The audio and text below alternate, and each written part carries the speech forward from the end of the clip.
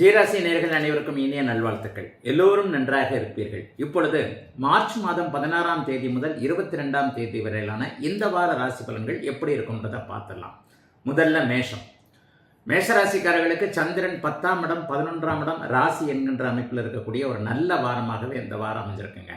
வேலை தொழில் அமைப்புகள் உண்மையிலேயே நல்லா இருக்கும். ஐயா, சந்திரன் அமாவாசையை நோக்கி போய்கொண்டிருக்கிறாரே அப்படின்னு பார்த்தாலும் கூட ஆரம்பத்தில் அவர் ஒரு நிலையில் பார்த்தீங்கன்னா குருவின் பார்வையிலையும் அப்புறம் அமாவாசையாக இருந்தாலும் உச்ச சுக்கரனோடு சேர்ந்திருக்கக்கூடிய தன்மைகளில் தான் கண்டிப்பாக இருக்கிறார். சந்திரன் 10, 11, 12 ஆகிய இடங்கள்லையும் ராசியிலையும் இருக்கும்போது பார்த்தீங்கன்னா தொழிலில் கொஞ்சம் லாபம் வரக்கூடிய தன்மை, வேலையில் இதுவரைக்கும் இருந்து வந்த சிக்கல்கள் தீரக்கூடிய அமைப்பு, முக்கியமாக வேலை கிடைக்காத ஒரு நடுத்தர வயது அல்லது ஒரு 30 வயதுகளில் இருக்கக்கூடிய பெண்கள் மேஷராசிக்கார சகோதரிகள் எல்லாருக்குமே புதிய வேலை கிடைக்கக்கூடிய தன்மை அல்லது ஏற்கனவே வேலையில் இருக்கக்கூடிய டென்ஷன்ஸ், ஒரு ஆண்களால் இருக்கக்கூடிய இடர்பாடுகள், பொறாமை, இது சார்ந்த விஷயங்கள்ல இது வரைக்குமே அப்படி நடக்கல இப்படி நடக்கலன்றவங்களுக்கு வேலை தொழில் வியாபார அமைப்புகள் நன்றாக இருக்கக்கூடிய ஒரு சுப வாரமாகவே இந்த வாரம் அமைஞ்சிருக்குங்க. வாரத்தின் நடுப்பகுதியில் பார்த்தீங்கன்னா, அதாவது புதன்கிழமை, வியாழக்கிழமை, வெள்ளிக்கிழமை 3 நாளும் கொஞ்சம் சுப செலவுகள் அதிகம் இருக்கக்கூடிய தன்மைகள் உண்டு. சந்திரன் 12ஆம் இடம் ராசிக்கு வருகிறார். சுப செலவுகள்னா வீட்டில் இருக்கக்கூடிய ஒரு விஷயத்தை ஒத்தி தள்ளி தள்ளி போட்டு வச்சுக்கிட்டு இருந்த விஷயம், இதை வாங்கலாம், கையில் காசு இல்லை, என்ன பண்ணுறதுன்ற மாதிரியாக மேஷராசிக்காரர்கள் இதுவரைக்கும் வாங்குவதற்கு கொஞ்சம் தைரியமின்றி அல்லது கடனை வாங்கணுமா இதை வாங்கணுமான்ற மாதிரியாக ஒரு விஷயத்தை தள்ளி தள்ளி போட்டு கொண்டிருந்தவர்கள் எல்லோருமே அந்த விஷயத்தை வியாழக்கிழமை, வெள்ளிக்கிழமை, சனிக்கிழமை இந்த 3 நாட்களுக்குள்ள வாங்கியே ஆகணும், கடன் வாங்கினாலும் பரவாயில்ல, இதை முடிச்சிடலாம் என்கின்ற மாதிரியாக ஒரு நல்ல பொருள் சேர்க்கை இருக்கக்கூடிய அமைப்பு. குடும்பத்தில் ஏதேனும் ஒரு வகையில் ஒரு சின்ன டிராவல், ஃபேமிலியோட கொஞ்சம் வெளியில் டிராவல் போயிட்டு வந்துடலான்ற மாதிரியாக ஒரு அவரவருடைய பிறந்த ஜாதக அமைப்பிற்கேற்ற ஒரு டிராவல் பண்ணிக்கிட்டு இருக்கக்கூடிய அமைப்புகள் என சந்திராஷ்டமம் இல்லாத இந்த வாரம் மேஷராசிக்காரர்களுக்கு யோகமாகவே அமைந்திருக்கிறது என்பதுதான் உண்மை. ரிஷபம். ரிஷபராசிக்காரர்களுக்கு இந்த வாரம் சந்திராஷ்டமம் இல்லை, போன வாரமே உங்களுக்கு சந்திராஷ்டமம் முடிஞ்சு போச்சு. அப்போ இந்த வார ஆரம்பத்தில் 9ஆம் இடத்துலையும் அதற்கப்புறம் 10, 11, 12 ஆகிய இடங்கள்லையும் இந்த சந்திரன் வலிமையாகவே இருக்கிறார். ராசிநாதன் வாரம் முழுவதும் உச்சம் என்கின்ற ஒரு அமைப்பில் இருப்பது மிகச்சிறப்பான ஒன்று. ராசிநாதன் உச்சம் மட்டும் இல்லை, அங்கே 4ஆம் அதிபதியோடு இணைந்திருக்கிறார். ராஜயோகாதிபதியான சனியோடு இணைஞ்சிருக்கிறார். பெரிய கஷ்டங்கள்லாம் அப்படிலாம் எதுவுமே இருக்காதுங்க. சந்திரன் அமாவாசையை நோக்கி போய் கொண்டிருந்தாலும் கூட குரு சுக்கிர தொடர்புகள் இருக்கிறதுனால பெரிய கஷ்டங்கள் எதுவும் இல்லாத இயல்பான ஒரு நல்ல வாரமாகவே இந்த வாரம் ரிஷபராசிக்காரர்களுக்கு வருங்க. சிலருக்கு மட்டும் அப்பானால ஏதாவது கொஞ்சம் கவலைகள் வரும். சூரியன் சனி சேர்க்கை அப்படியே அமாவாசையை நோக்கி ஆரம்பத்தில் 9ஆம் இடத்துல சந்திரன் இருக்கிறாரு. திங்கக்கிழமை மட்டும் அப்பாவோடு கொஞ்சம் கருத்து வேற்றுமைகள் வரக்கூடிய ஒரு சூழல், அப்பா ஒன்று சொல்லி நம்ம ஒன்று செய்ய முடியாத ஒரு சூழல்கள்லாம் கண்டிப்பாக இருக்கும். அதற்கப்புறம் 10ஆம் இடத்துல அவர் குருவின் பார்வையில் இருக்கிறாரு.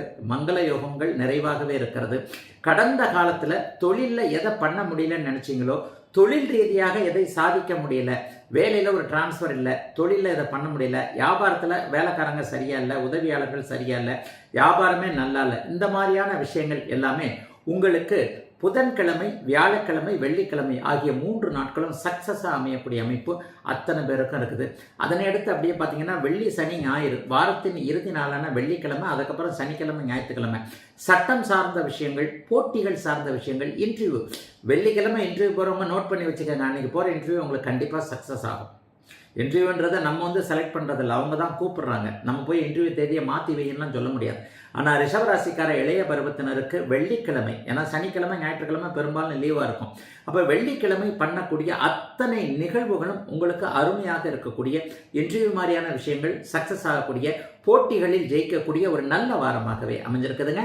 ரிஷபராசிக்காரர்கள் எல்லோருக்கும் சந்திராஷ்டமம் இல்லாத இந்த வாரம். மிதுனம்.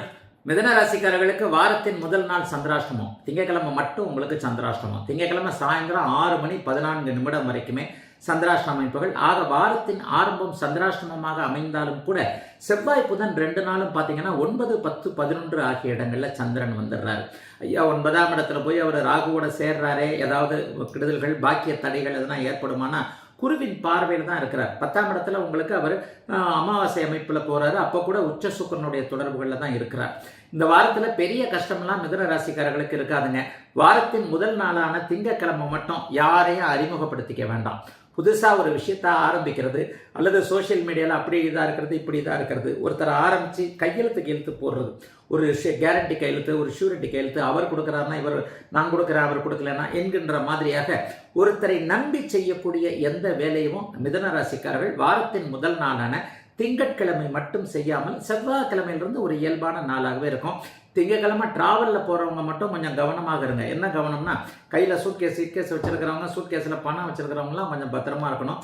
ஏன்னா ஏதாவது ஒரு இடத்துல ஞாபக மறதியாக நீங்கள் தூங்கிட்டீங்கன்னா உடைமைகளில் ஏதாவது ஒரு சிக்கல்கள் வருவதற்கான அமைப்புகள் இருக்கிறது. அதை தவிர்த்து வாரத்தின் மீதி 6 நாட்கள் இயல்பாக நன்றாக இருக்கும், தொழில் நல்லா இருக்கும். ராசிநாதன் குருவின் பார்வையில் இருக்கிறனால பெரிய பெரிய கஷ்டங்கள் எதுவும் இருக்காது. குடும்பத்தில் இதுவரைக்கும் உங்கள் பேச்சை கேட்காதவர்களுக்கு அந்த மற்றவங்களால கொஞ்சம் நன்மைகள் நல்லா இருக்கக்கூடிய அமைப்பு. குடும்பத்தில் உங்களுடைய கருத்துக்களை ஏற்றுக்கொள்ளக்கூடிய தன்மை.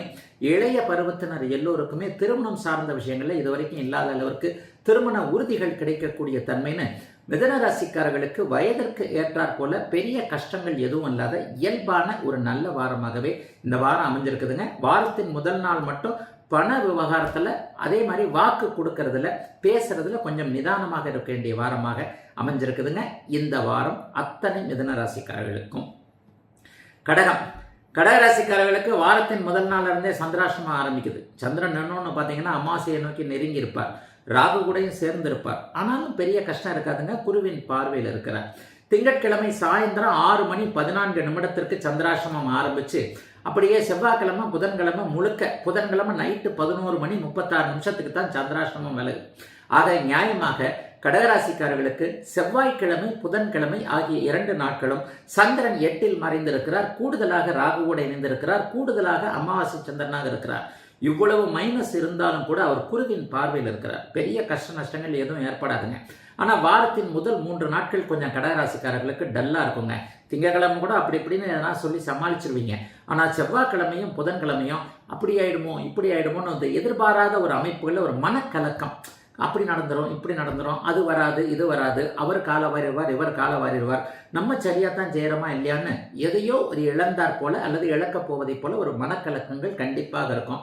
ஆனால் அப்படிலாம் ஒன்றும் நடந்துடாதுங்க. கலக்கம் மட்டும்தான் இருக்குமே தவிர ஒரு நிறைவான நல்ல வாரமாகவே இந்த வாரம் அமைஞ்சிருக்கு. புதன்கிழமை திங்கள் செவ்வாய் புதன் ஆகிய 3 நாட்களும் பெரிய அளவில் ஒரு அறிமுகப்படுத்தி கொள்வது, ஒரு புதிய விஷயத்தை ஆரம்பிப்பது, அல்லது இந்த ஷேர் மார்க்கெட்ல எல்லாம் கொஞ்சம் எதனா டைவர்ட் ஆகக்கூடிய விஷயங்கள்லாம் நடக்கும். அதில் மட்டும் கவனமாக இருந்தீங்கன்னா போகிறோம். வியாழக்கிழமையிலிருந்து ஞாயிற்றுக்கிழமை வரைக்கும், வியாழன் வெள்ளி சனி ஞாயிறு ஆகிய 4 நாட்களும் அவர் அருமையான அமைப்பில் உச்ச சுக்கிரனோடு 9ஆம் இடத்திலையும் 10ஆம் இடத்திலையும் சேருகிறார்.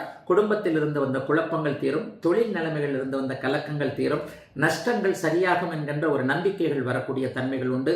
வேலையில் இருக்கின்ற ஒரு ஸ்ட்ரெஸ் எல்லாம் கொஞ்சம் விலகக்கூடிய தன்மைகள் உண்டு. எதிலும் சமாளித்து விடலாம் என்கின்ற நம்பிக்கை வியாழக்கிழமைக்கு பிறகு வரக்கூடிய ஒரு நல்ல வாரமாகவே அமைஞ்சிருக்கங்க. கடகராசிக்காரர்கள் எல்லோருக்கும் இந்த வாரம்